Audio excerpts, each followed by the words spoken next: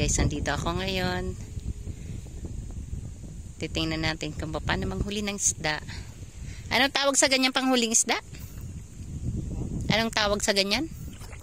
Lambat na pang ano. Ayan makakahuli na siya ng isda niyan guys. Ganyan dapat para yung yung ng tawag nito ng tubig sa ilalim papunta diyan. Parang sasalubungin nung lambat. Ayan, nakita natin yan mamaya. Lalim na Ayan siya. May halong putik pala yung ilalim neto. Galing dyan sa Ayan si Kuya. Malalim pala putik na rin.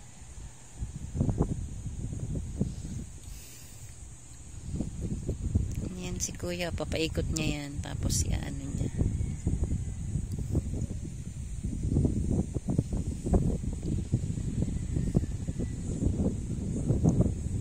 Ayan. Meron dito parang ilog papasok sa sa parang bundok. Kaya pala yung dagat dito medyo malamig sa ilalim gawa ng parang yung galing sa ilog papunta sa dagat.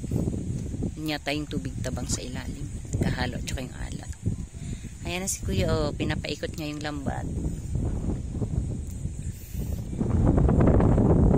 Tingnan natin mamaya kami mamahuli siya.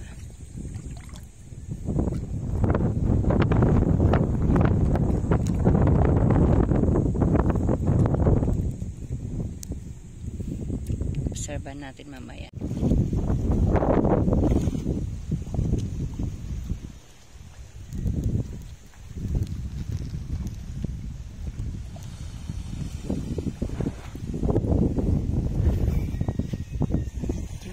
Guys, ayan yung isa. Ito na si Kuya. Kinorner nyo na yung pinaikot yung lambat. Tingnan natin kung merong huli si Kuya yung isda. Ayan. Ayan siya.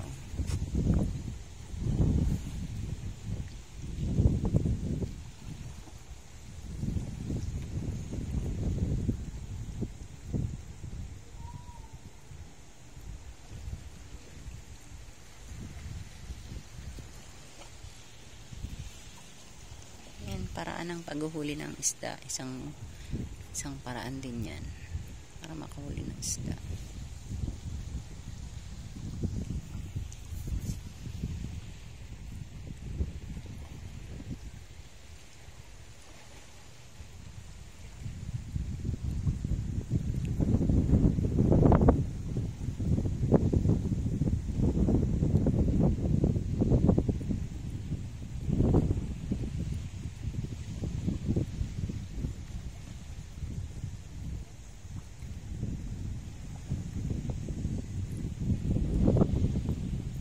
Mamaya tingnan natin yung may muli siya pagkatapos pag inahon niya na yan.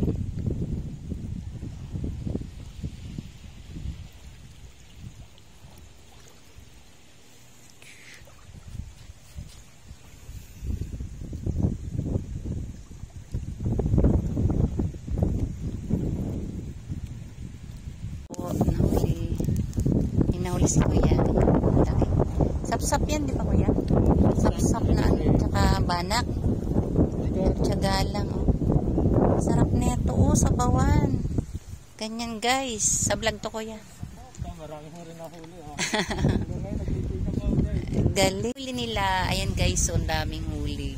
Sarap sa bawan yan. Hoy, may isda malaki laki.